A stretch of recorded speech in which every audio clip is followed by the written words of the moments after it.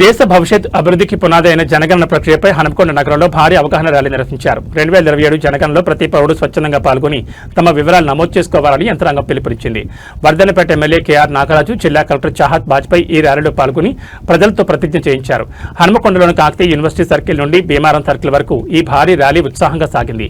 MLA KR Nagaraj మాట్లాడుతూ జనగణన కేవలం అంకెలే కాదని రాబోయే 10 ఏళ్ల అభివృద్ధి ప్రణాళికలకు ఇది దిక్సూచని పేర్కొన్నారు. ముఖ్యమంత్రి రేవంత్ రెడ్డి నాయకత్వంలో ప్రభుత్వం ఈ ప్రక్రియపై ప్రత్యేక దృష్టి సారించిందని, ప్రజలు సరైన సమాచారం అందించి సహకరించాలని కోరారు. జిల్లా కలెక్టర్ చాహత్ బాజ్పేయి మాట్లాడుతూ హౌస్ లిస్టింగ్ ప్రక్రియలో ఇంటి సౌకర్యాలు, గ్యాస్ కనెక్షన్, మొబైల్ ఫోన్ వంటి సుమారు 30 అంశాలపై వివరాలు సేకరిస్తారని తెలిపారు. సెల్ఫ్ ఎన్యూమరేషన్ పూర్తి చేసిన వారు తమ ఐడీని ఎన్యూమరేటర్లకు అందజేయాలని సూచించారు. ర్యాలీ సందర్భంగా భారీ మానవహారం ఏర్పాటు చేశారు. దేశాభివృద్ధిలో భాగస్వాములమవుతామని, మా కుటుంబ వివరాలను పక్కాగా నమోదు చేయిస్తామని ప్రజలందరితో అధికారులు ప్రతిజ్ఞ చేయించారు. ఈ కార్యక్రమంలో అదనపు కమిషనర్ చంద్రశేఖర్, బల్దీ అధికారులు, మెప్మా సభ్యులు మరియు భారీ సంఖ్యలో విద్యార్థులు పాల్గొని నినాదాలతో హోరెత్తించారు. ఎన్యూమరేటర్లు అధికారిక గుర్తింపు కార్డులతో ఇంటింటికి వస్తారని, ప్రజలు ఎలాంటి అనుమానాలు లేకుండా పూర్తి సహకారం అందించాలని కలెక్టర్ విజ్ఞప్తి చేశారు. సెల్ఫ్ ఎన్యూమరేషన్ అలాగే జనగణనకు అందరూ కూడా సహకరించాలనే విధంగా ఈ యొక్క వాక్థాన్ పెట్టడం జరిగింది.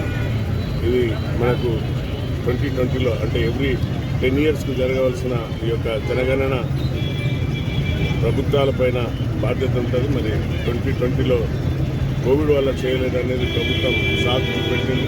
కానీ మన తెలంగాణలో కాంగ్రెస్ ప్రభుత్వం రాగానే తక్షణమే గౌరవ ముఖ్యమంత్రి గారు, క్యాబినెట్ అంతా కూడా కూర్చొని కులగణన జనగణన చేసిన ఘనత తెలంగాణలో కాంగ్రెస్ ప్రభుత్వానికి ఇండియాలో ప్రప్రథమంగా దక్కింది. కాబట్టి మరి దాన్ని ఉద్దేశించి దాన్ని ఆసరగా తీసుకొని ఏ విధంగా అయితే జనగణన చేసినామో అదేవిధంగా సెల్ఫ్ ఎన్యూమరేటర్ అంటే ఎన్యూమరేటర్స్ పెట్టి సుమారుగా అందరితోని ఈ యొక్క కార్యక్రమం చేపట్టింది ప్రభుత్వం.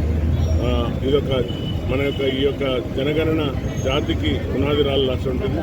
వారి యొక్క జీవన శైలి, వారు ఏ విధంగా ఉంటున్నారు, ఎవరెవరు ఉద్యోగాలు చేస్తున్నారు, వారి యొక్క స్థితిగతులు అన్నీ కూడా తెలుస్తుంది.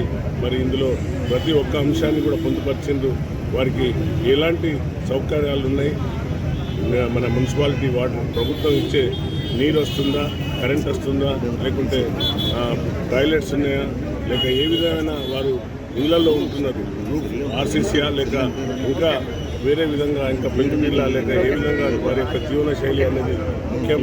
అవి కూడా రికార్డ్ చేసుకోవడం వల్ల ప్రభుత్వాలు ఏం చర్యలు తీసుకోవాలనో వారిపైన బాధ్యతలు ఉంటాయి. కాబట్టి ఈ యొక్క మా యొక్క 55, 56 తర్వాత మిగతా అన్ని మా యొక్క డివిజన్ల నుండి వచ్చిన 13 డివిజన్ల నుండి వచ్చిన మా యొక్క నాయకులకు అందరికీ కూడా హృదయపూర్వక ధన్యవాదాలు. మరి నేను కోరగానే మన కలెక్టర్ గారు ఈ యొక్క టీషర్ట్స్ను స్పాన్సర్ చేసి దీనివల్ల ప్రతి అన్ని ఈ యొక్క టౌన్లో ప్రతి ఒక్కరికి తెలిసిపోయే విధంగా ఈరోజు ఈ కులగణన April 1 నుండి 30th నవంబర్ వరకు జరుగుతుంది. కాబట్టి పెద్ద ఎత్తున దీంట్లో అందరూ భాగస్వాములు కావాలని, మరి ప్రభుత్వానికి మనం సహకరించాలని కోరుతూ మీడియా మిత్రులకు మరి దీన్ని స్పాన్సర్ బాగా ఇంకా ప్రచారం చేయాల్సిన బాధ్యత మీడియా మీద ఉంది. కాబట్టి ప్రతి ఒక్కరికి ఇందులో పార్టిసిపేట్ అయిన అధికారులకు, జిల్లా కలెక్టర్ గారికి, డిప్యూటీ కమిషనర్ కాజ్పేట్ గారికి, అలాగే మా యొక్క నాయకులకు, ఇతర అధికారులకు, కళా బృందానికి అందరికీ కూడా హృదయపూర్వక ధన్యవాదాలు.